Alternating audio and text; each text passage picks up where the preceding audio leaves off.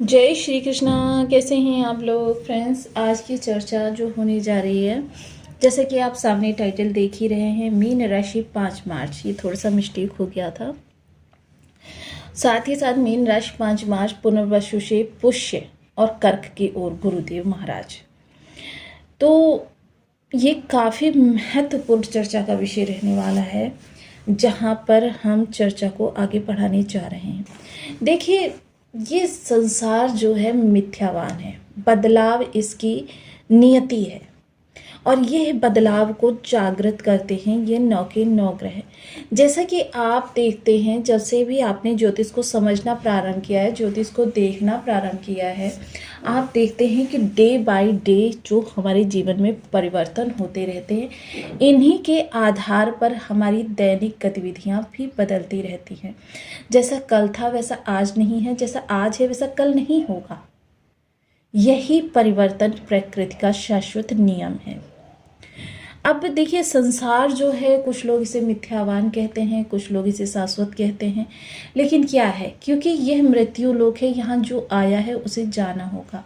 इसी जीवन को शाश्वत सत्य मान लेना, यही व्यक्ति का कह सकते हैं कि बहुत महत्वपूर्ण चर्चा का विषय रहने वाला है। क्योंकि गुरु जो है अभी तक आपके इस भाव से गोचर कर रहे थे, लेकिन थोड़ा सा प्रतिकूल अवस्था में थे।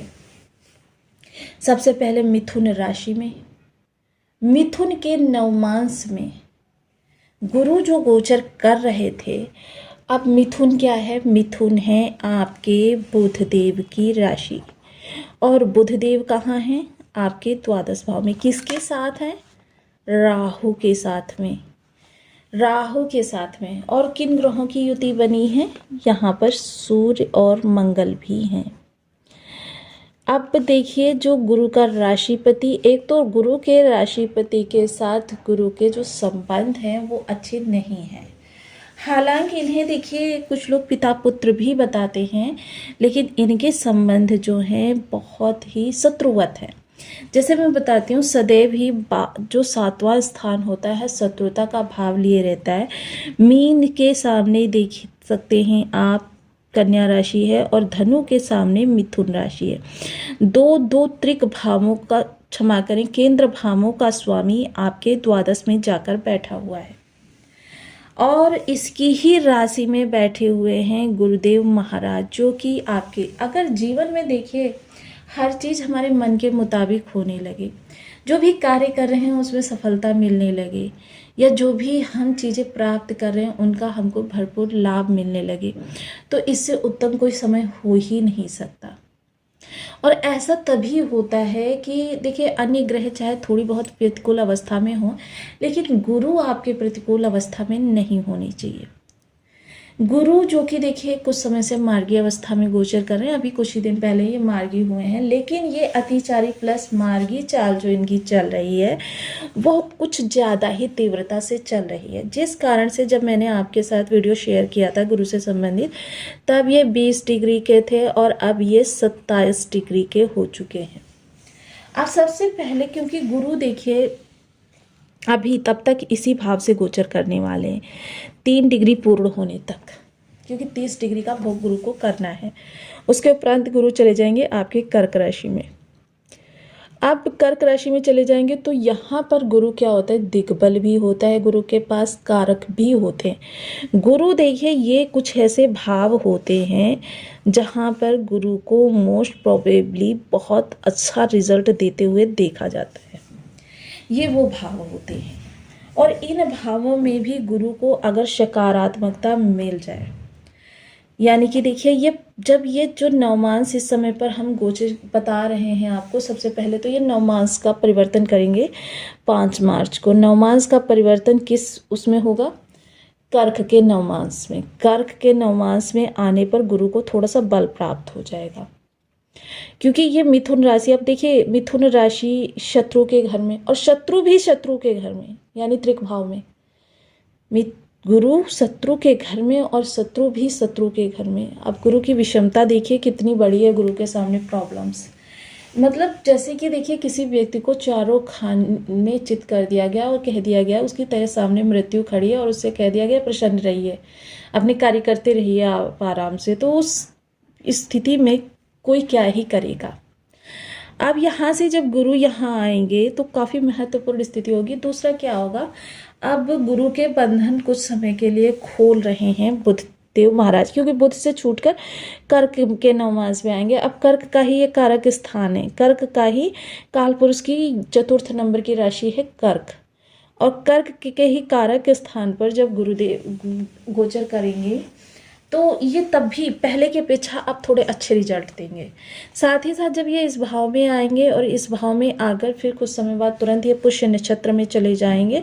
पुष्य नक्षत्र जो होता है बहुत ही शानदार नक्षत्र होता है, नक्षत्रों का राजा कहा जाता है इसको, और नक्षत्रों के राजा के उसमें जब गुरु प्रभाव देंगे, जो कि बहुत जल्द ही अब देने जा रहे हैं, यह बहुत अच्छी आपके लिए सिचुएशन बनेगी जो आपके जीवन को एक नया दृष्टिकोण प्रदान करेगी, जीवन जीने की एक नई टेक्निक आपको प्राप्त करेगी। क्योंकि यह पंचम स्थान वह भाव भी माना जाता है जो आपके पूर्व जन्म के संचित शुभ कर्मास का माना जाता है, जो आपको पूर्व जन्म की चीज़ों से संबंधित चीज़ें आपके सामने प्रोवाइड करता है। तो जैसे कि हम सभी लोग जानते हैं कि गुरु वर्तमान समय में यहाँ से गोचर करेंगे। अब क्या होगा, गुरु के प्रभावों में थोड़ी सी सौम्यता आ जाएगी, गुरु के प्रभावों में थोड़ी सी सौम्यता आ जाएगी। तो यदि आपके लग्न में 12 नंबर बना हुआ है तो ये राशि वाला आपके लिए, यदि कुंडली में कहीं भी चंद्रमा के साथ 12 नंबर बना हुआ है तो ये राशि वाला आपके लिए, कुंडली ना होने की स्थिति में आप इसे नाम राशि से भी देख सकते हैं। यदि अभी तक आपने अपने इस चैनल को सब्सक्राइब नहीं किया है तो प्लीज़ सब्सक्राइब कर लीजिए, वीडियो को लाइक कर दीजिए, चैनल को शेयर कर दीजिए। इससे होगा क्या कि हमारे आने वाले हर वीडियो की नोटिफिकेशन मिल सकेगी आपको सबसे पहले। एक प्यारा सा कमेंट करना बिल्कुल ना भूलें, कमेंट से हमें बहुत मोटिवेशन मिलता है, हौसला मिलता है और ये पता चलता है कि आप और क्या जानना चाहते हैं। सर्वप्रथम देखिए, गुरु कुछ समय से गुरु की दृष्टियां जो है मिथुन राशि ही गोचर कर रही हैं। गुरु के पास इन दृष्टियों का प्रभाव 5, 7 और 9 दृष्टियों का प्रभाव ये आगामी समय को आपके थोड़ा सा प्रभावित करेगा बदलाव के साथ। क्योंकि गुरु देखिए सबसे पहले सुख सुविधाओं के लिए, देखिए सुख सुविधाएं किस प्रकार की होती है। गुरु की जो सुख सुविधाएं हैं उनका प्रारूप थोड़ा सा बदला हुआ होता है। किस तरीके से बदला हुआ होता है, गोधन गजधन बाजधन और रतनधन खान, जब आवे संतोष धन शबधन धूल समान। तो ये जो संतोष धन होता है ये गुरु का, कि आपके पास अगर किसी चीज़ की कमी है तो व्यक्ति उसमें भी संतुष्टि का अनुभव करता है, शांति का अनुभव करता है, बल्कि बिलखता नहीं है। वो देखिए जो चीज़ें उसके पास हैं उनकी खुशी मनाता है, जो चीज़ें नहीं हैं उनका दुख नहीं मनाता है। यही चीज़ें इस समय आपके साथ होती हुई देखी जाएंगी। पारिवारिक फाउंडेशन जो होगा बहुत अच्छा रहने वाला है। परिवार में जो आपकी चीज़ें बेहतर हैं या आपके लिए और बेहतर हो सकती हैं उनको करने का आप पूर्ण रूपेण प्रयास करेंगे। लेकिन क्या होगा, चीज़ों को एक नया प्रभाव आपकी अब प्राप्त होता हुआ दिखाई देगा।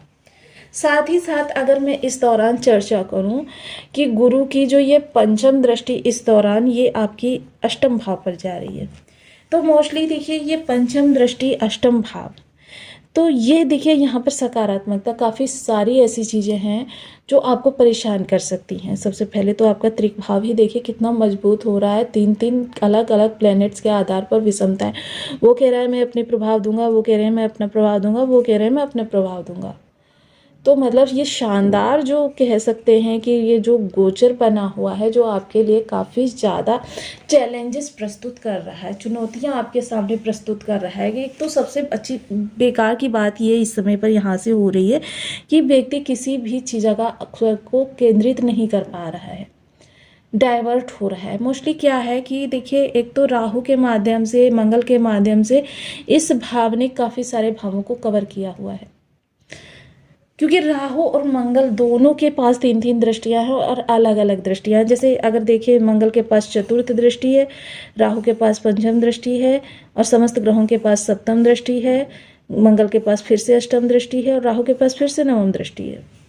तो यहाँ पर हम देख रहे हैं काफ़ी सारी विषमताएं आपके सामने निकल कर आ रही हैं।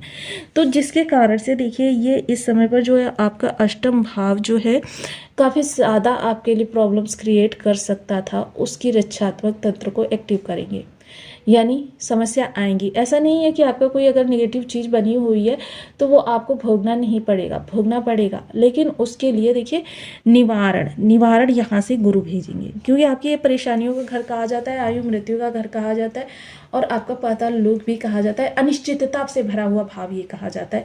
इस भाव के बारे में कुछ श्योरिटी से कभी कुछ नहीं कह सकता कि क्या चीज़ें, क्या घटनाएं आपके ये भाव निकाल कर आपके सामने प्रस्तुत कर देगा, जिसमें देखिए हर चीज़ निगेटिव नहीं होती, कुछ चीज़ें पॉजिटिव भी आपके सामने प्रस्तुत होती हैं। लेकिन अनिश्चितता से भरा हुआ यह समय जो आपको काफ़ी ज़्यादा विचलित कर सकता था, यहाँ पर आपकी गुरु रक्षा करेंगे। देखिए परेशानियाँ आएंगी। दूसरी चीज़ क्या होगी, कर्म क्षेत्र के लिए विपरीत योग बना हुआ है, विपरीत राजयोग। तो इसके लिए देखिए आपको कार्य से संबंधित जो भी आप चेंजेस करना चाहते थे, थोड़ा सा विराम दें। जैसे जॉब स्विच करना चाहते थे, बिजनेस स्विच करना चाहते थे, या इस तरीके की कोई एक्टिविटी करना चाहते थे, बड़ा डिसीजन, उसको लेने से अभी थोड़ा सा रुकिए। क्योंकि देखिए क्या है, अगर प्रमोशन के लिए आपको बात करनी है तो इस समय आप कर सकते हैं बात, लेकिन कठोरता से नहीं, नम्रता से। मोस्टली क्या है कि आपके राहु के कारण यहाँ पर दोनों ही चीज़ें चल रही हैं, हठधर्मिता भी चल रही है, नम्रता भी चल रही है। इन चीज़ों को आपको संभालना होगा। और मोस्टली क्या होता है, देखिए कर्म के लिए प्रत्येक व्यक्ति स्वतंत्र होता है, सिर्फ यहाँ से सकारात्मकता या नकारात्मकता का चीज़ें पता चलती है। तो इसके लिए सर्वप्रथम आपको कुछ विशेष उपाय भी करने चाहिए। उपाय की श्रृंखला में जो सबसे पहले तो देखिए बीज मंत्र का जाप आ जाता है, वो ब्रह्म बृहस्पति नमः। इस बीज मंत्र का 1 माला, 2 माला, 5 माला, 7 माला, 11 माला का जब नियमित अपनी शुद्धानुसार करना प्रारंभ करें। गुरुजनों का सदैव सम्मान करें, साथ ही साथ धार्मिक पुस्तकों का स्वाध्याय करें, संत जनों का आदर करें। अतिरिक्त इसके आपके घर में दादाजी अगर हैं तो दादाजी के साथ जितना ज़्यादा क्वालिटी टाइम स्पेंड करते हैं, जितना हंस बोल सकते हैं, उतना आपके लिए ये बेहतर रिजल्ट